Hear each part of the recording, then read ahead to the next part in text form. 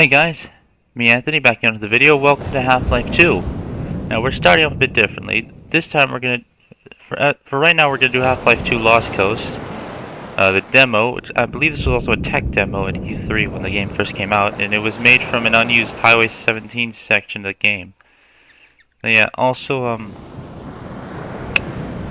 Half-Life 2 Episode 1 and Episode 2, those are gonna be in the same playlist as the main game. So yeah. Just tell you that beforehand. Here we go. Also, this should actually work better than Portal because this is like an older game with a smaller file size, mind you.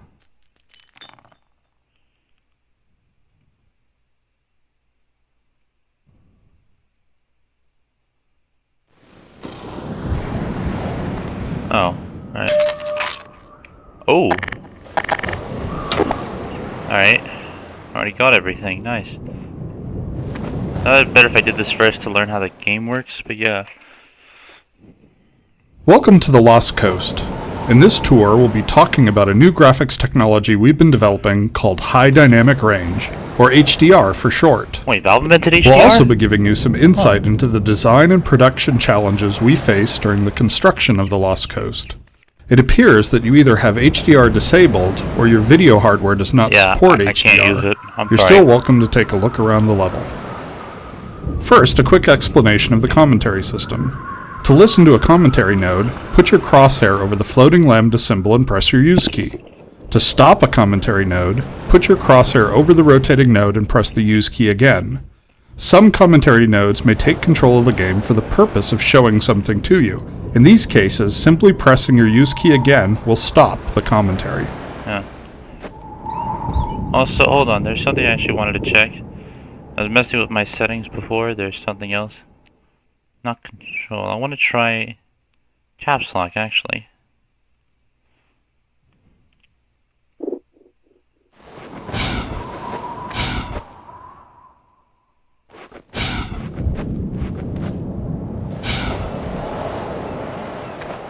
Yeah, I think that'll work. Oh, fisherman, nice. With conventional rendering, seen here on the left, if something on the screen is 20% reflective, like the wet sand, then the maximum reflected brightness could only be 20% of the maximum brightness of your monitor. HDR's more accurate simulation of light ensures that the sun's reflection on this wet sand appears as it would in the real world, which could potentially use 100% of the maximum monitor brightness. HDR uses bloom to simulate light that is beyond 100% of a monitor's maximum brightness.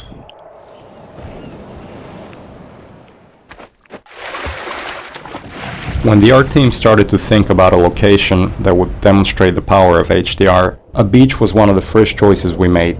The visual relationship between the sky, the water, and the rocks is something we could not achieve without HDR. In order for high dynamic range to correctly simulate the light's interaction with the surfaces around you, like these wet rocks, we needed more precise information about the surfaces than we've had in the past. And now going forward, we're modeling textures in 3D packages to ensure that the physical information encoded in the texture allows HDR to correctly bounce light off the surface. We also designed the colors and values of each surface to ensure they will be correct across all exposure levels. Alright. That's why they chose this, in order to properly reflect the sun to test this. Nice. The process of building characters in Half-Life 2 taught us many things. By the end, we believed we'd figured out a more effective process for designing and constructing characters. This fisherman is the first character we built using that process. Interesting. Design-wise, the fisherman was focused on showcasing HDR and the way light falls on human skin. The highlights on his forehead and nose are good examples of specularity on human skin. You can see how the wrinkles on his cheeks and around his eyes are an example of how we can use normal maps to add depth.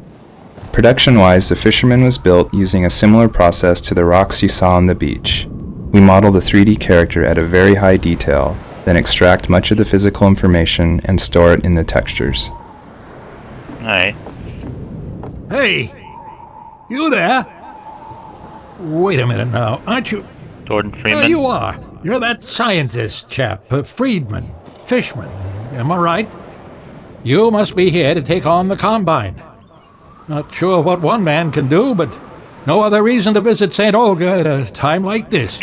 I'll take you to where they made their base, or as far as I can, at any rate. Alright. Bet.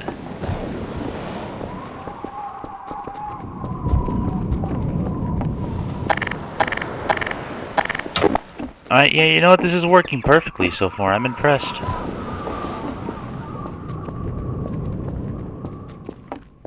Here, now, let me just unlock this gate for you. Yeah, I'm gonna let him stop talking first Got to play the key commentary. right here. Oh, yeah. There we go. No. Get Supply along crates, now, those are laddie. good. Destroy that gun and no dawdling. Okay, no darling, that might be a problem. Oh yeah, supply crates. Not mistaken. Get along now, laddie. Destroy that gun and no dawdling. Ow, ow, ow, ow. Ow. Go on through, lad. Yeah, there were things in the water. I meant to...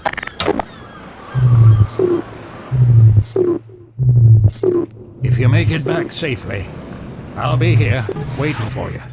I meant to do that, to pick up the, the thing. There appear to be dangerous fish in the water. Water Don't presents touch us with a lot of rendering challenges. Look at In them on the fact, left. we have to render the scene 3 I can't times. see 'cause my Once face for the now. refraction of what's under the water, Sorry. once for the reflection of everything above the water, and once from the player's view. You can see the reflection and Interesting. refraction scenes in the 2 small windows on screen. In the refraction, we calculate per pixel how much water you're looking through to do a volumetric underwater fog to simulate particulate matter. For our full HDR solution, we had to go through the entire engine and modify every bit of code that calculated light and color. For example, these water reflection and refraction renderings had to be improved to support the full range of contrast values.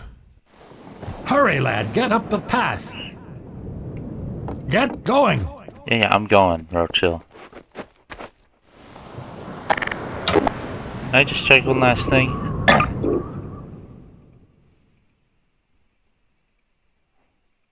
I want to see what that's like.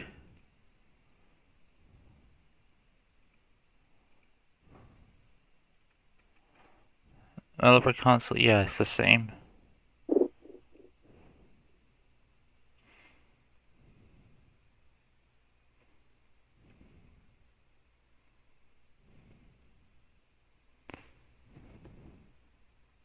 Wait, no, I had to turn on cheese first. Just in case I get stuck.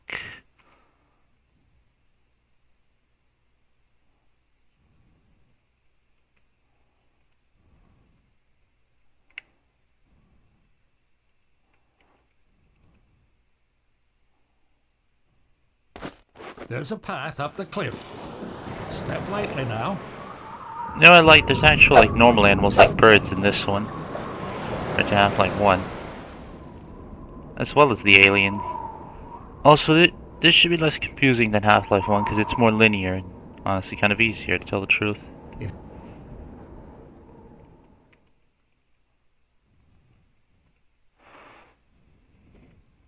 If you make it back safely, I'll be here waiting for you. Yes, thank you, sir.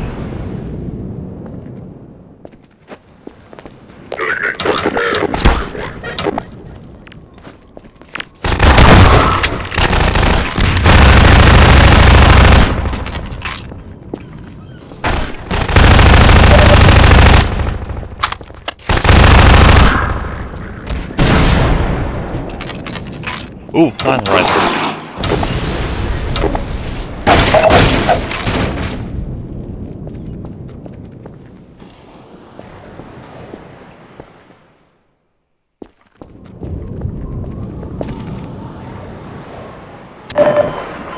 Of course. Right.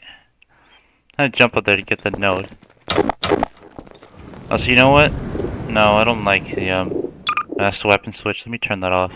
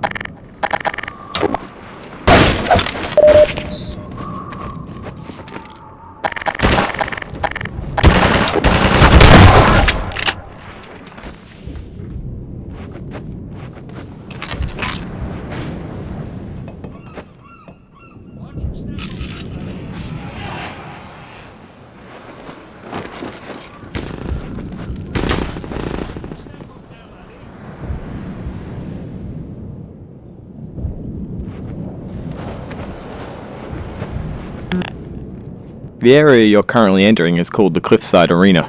We were particularly happy with the vertical cliffside in Half-Life 1, and regretted that we didn't iterate further on that concept in Half-Life 2. Vertical space allows us to force the player to deal with threats from above and below. We find that players focus their view on the direction they're travelling, so by using a cliffside and having the player ascend it, we ensure that the player will look up and be prepared for enemies.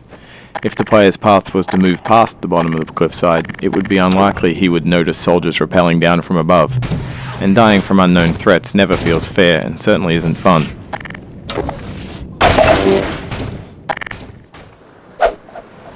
Okay, so yeah, they wanted to do more cliffside stuff after Half-Life 1.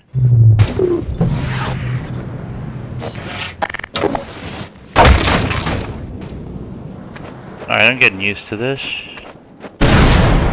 Oh, what the hell is that?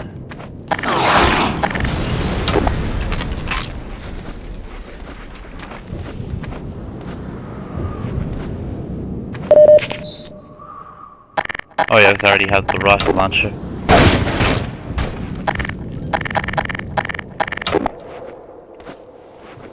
Let's stick with this beauty for now.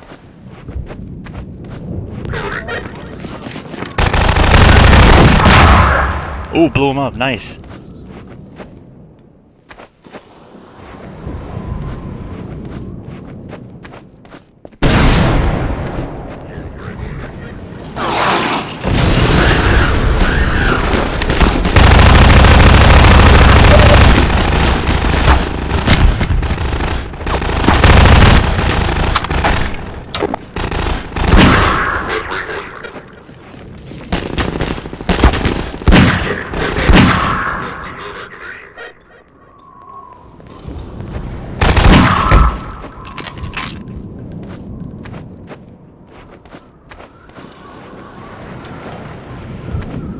No.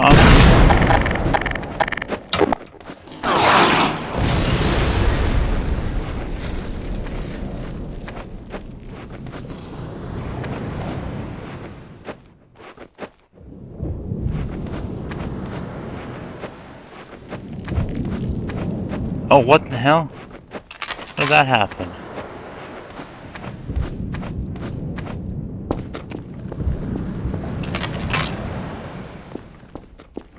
Alright, time to go this way, I guess.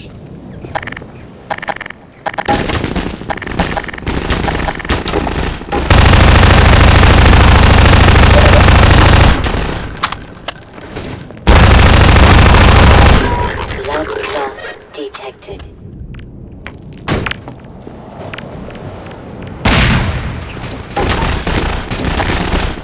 You know what?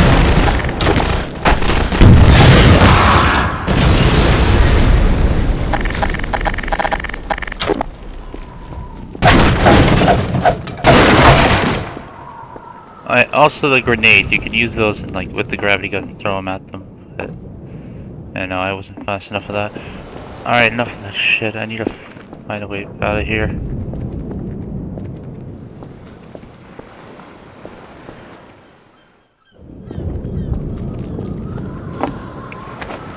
Alright, you know what? I probably am meant to go this way thinking about it.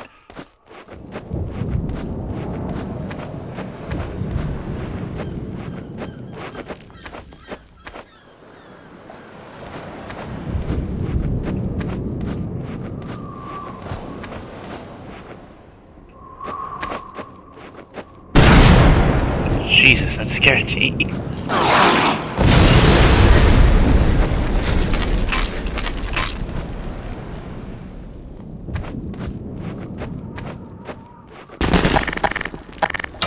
Actually, you know what? Here.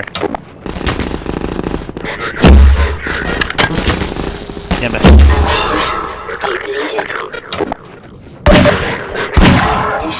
Depleted. Oh crap, I already ran out of ammo for 2 of my weapons.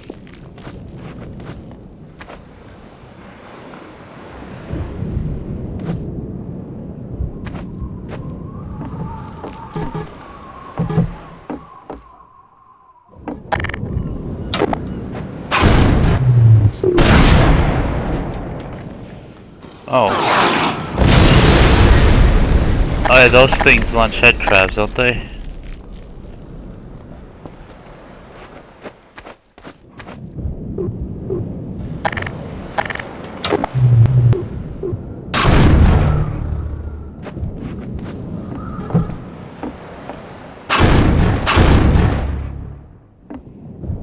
hell do I actually go from here?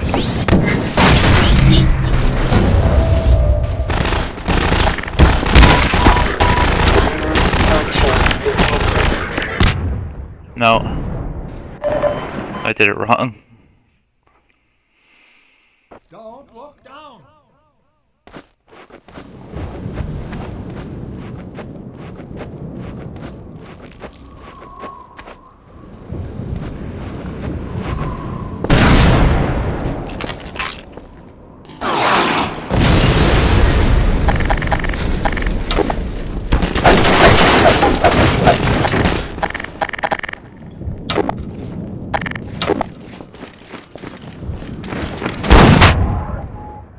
Automatic medical systems engaged.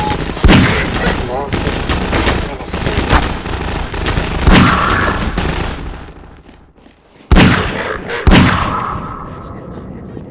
Oh, bastard. Alright.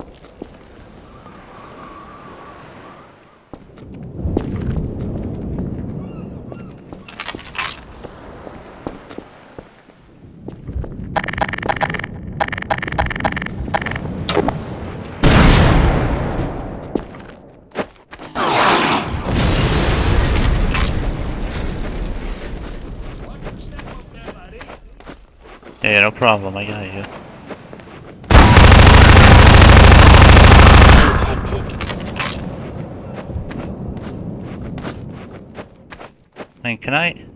Oh yeah, F6. Alright, got it.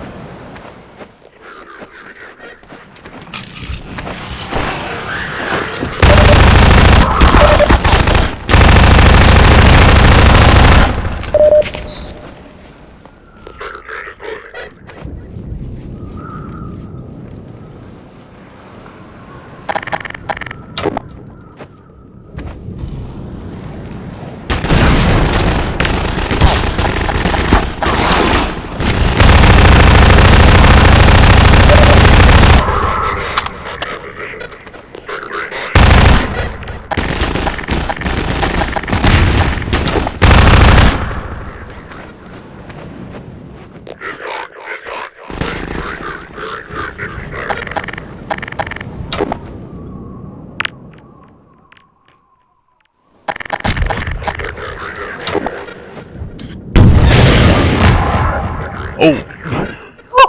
Oh my god, I'm gonna go!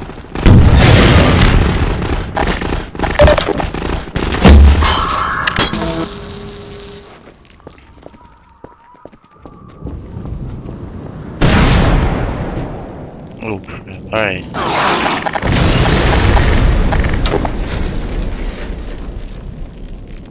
Let me see before I fucking die. One of the features of our HDR solution is dynamic tone mapping. The easiest way to think about dynamic tone mapping is that it's a method of simulating the way the human eye reacts to light.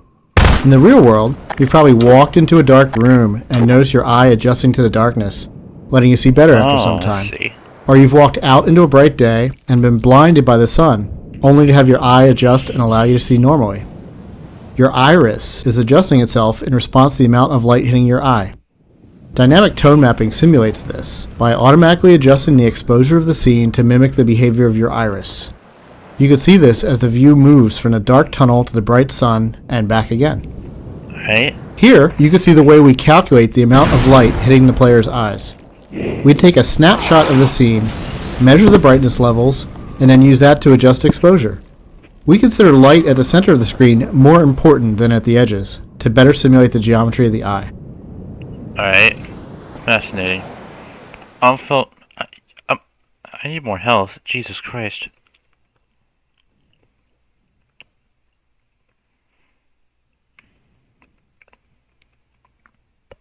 I'm gonna do this in the main game, don't worry. But for this, yeah, because I need to actually be able to do this.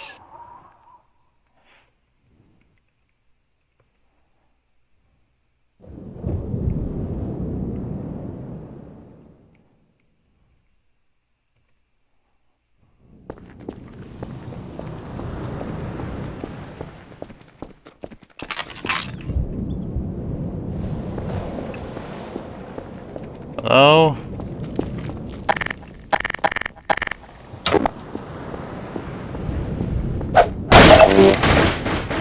Ooh, suit power, nice. Alright.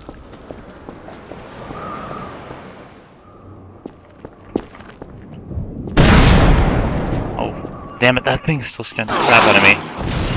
How do I turn that shit off?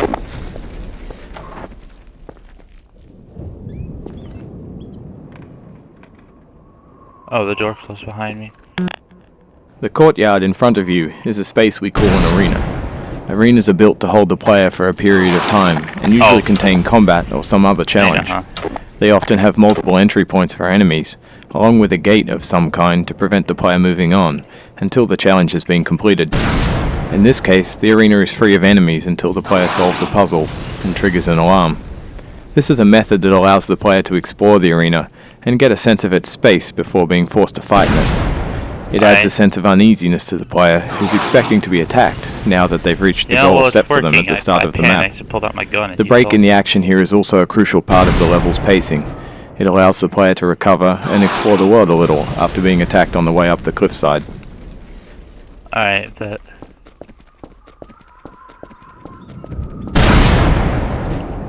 Bro, that thing is scaring me. The source engine supports a wide variety of shaders. The refraction shader on the window here requires us to copy the scene to a texture, refract it, and then apply it to the window surface. To fully support HDR, every shader in the engine needed to be updated.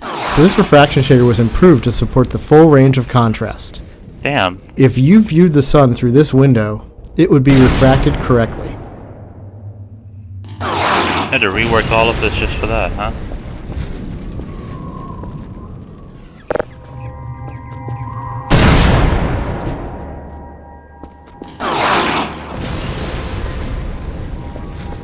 Alright.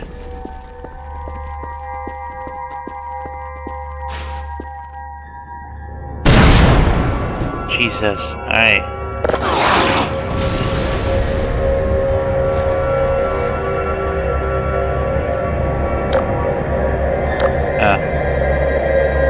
We wanted to transition from a bright, wide-open space into a tighter, closed one to showcase HDR's dynamic tone mapping. We also like to focus on contrasting elements in our settings, like ancient human architecture and futuristic combine technology. A monastery fit these requirements perfectly. Monasteries are generally isolated, unlit, and built ages ago. They provide a great backdrop for the contrasting combine technology. When we build fictional settings, we try to ground them by basing them off a real-world location. We use these locations as a design constraint that forces a logical consistency behind the art choices.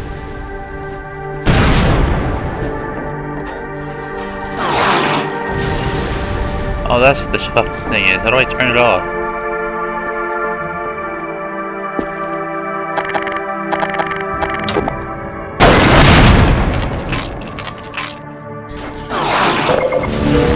Oh yeah, charging station. It's the combine charging station. Oh yeah, it's empty now. Alright.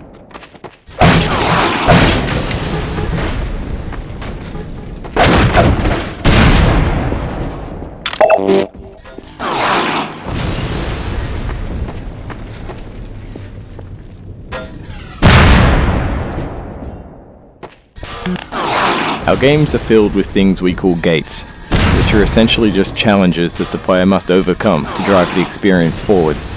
We used a puzzle here since the player has been through combat and exploration recently.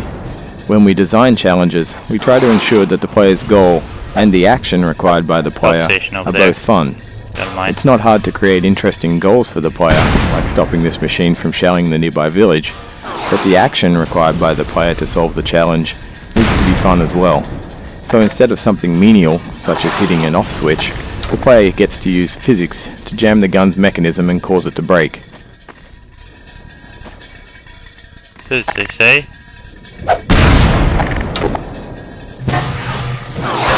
I stick something in there and it just breaks.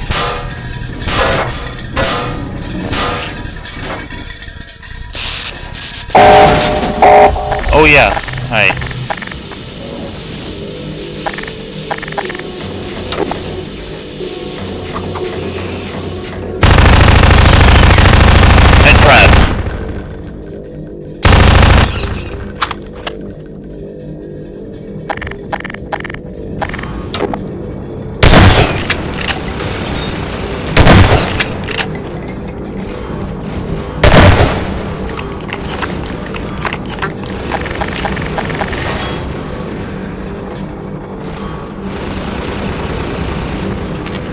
these little shits come in.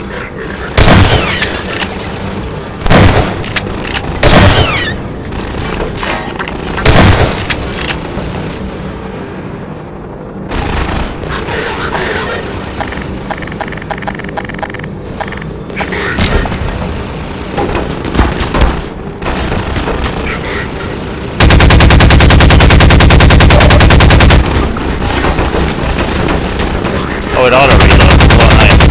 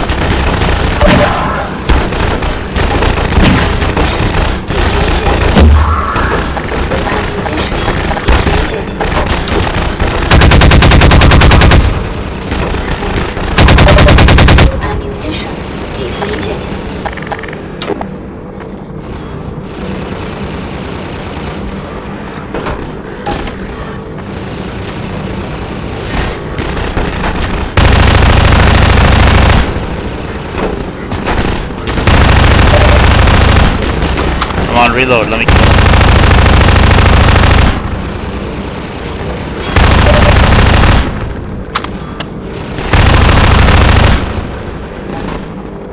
Oh, that's not fine. Alright. Yeah, this is good, Ash. I like this.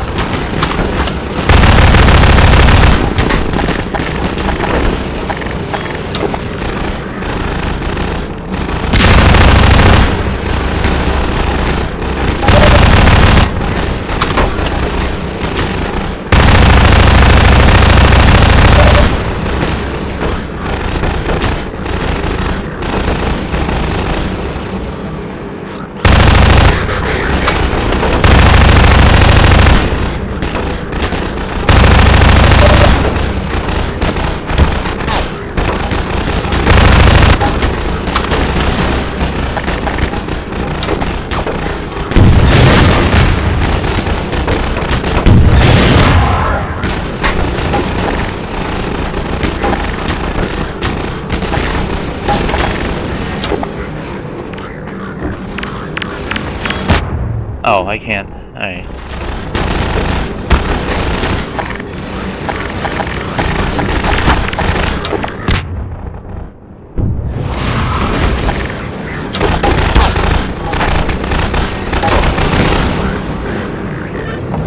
Oh, I think.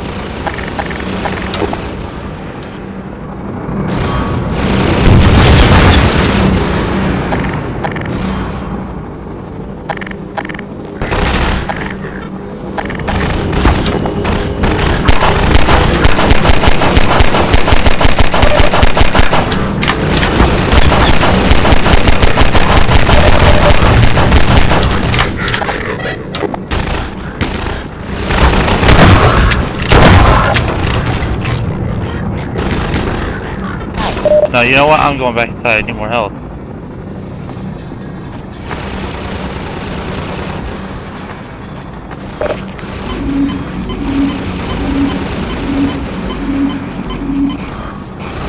Oh, fuck it. That'll have to do.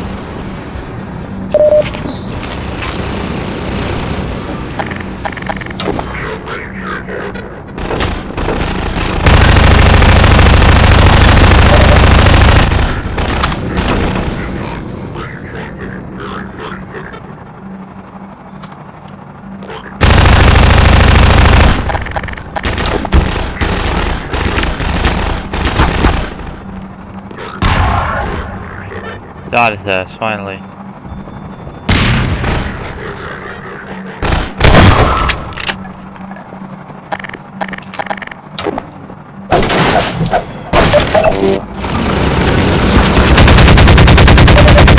Ammunition depleted. Fucker, alright.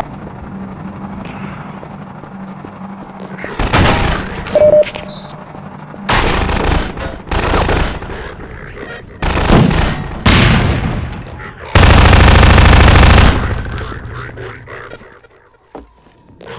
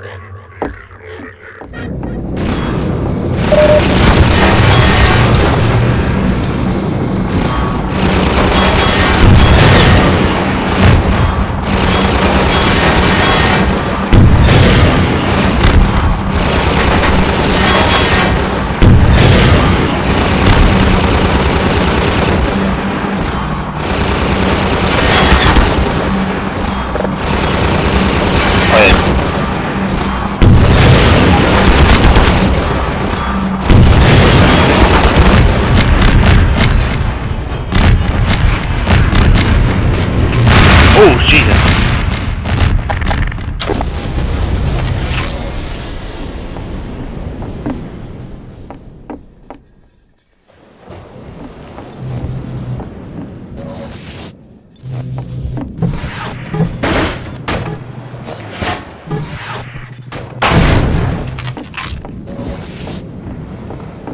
This marks the end of the Lost Coast tour. This has been an experiment on our part to see if our community would find it interesting to learn more about our development process. As always, we're interested in your feedback. I can be reached at gaben, Gaben, at valvesoftware.com. If people like this, we'll keep producing this kind of content for all of our games going forward. Thanks for listening. If only that'd be an ideal world, which you didn't do.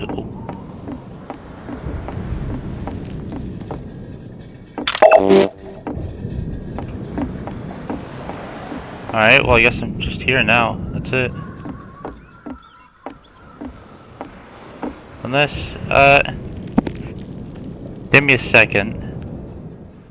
Figure out if there's anything else. Hold up. Yeah, there is. We have to go back to the fisherman.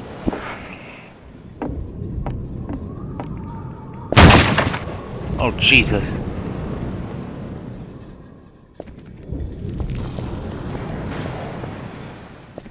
Thank you fucking troughs. Come on, please.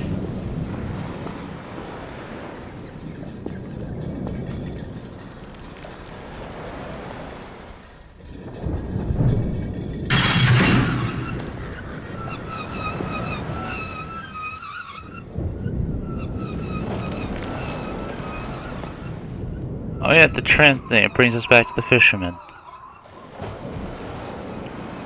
There's one last thing over there, we gotta go get it.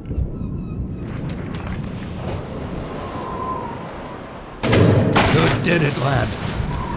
Come on with me to St. Olga. We'll celebrate this victory with a feast. I hope you like leeches. Hey, where you going? You're getting fuzzy around the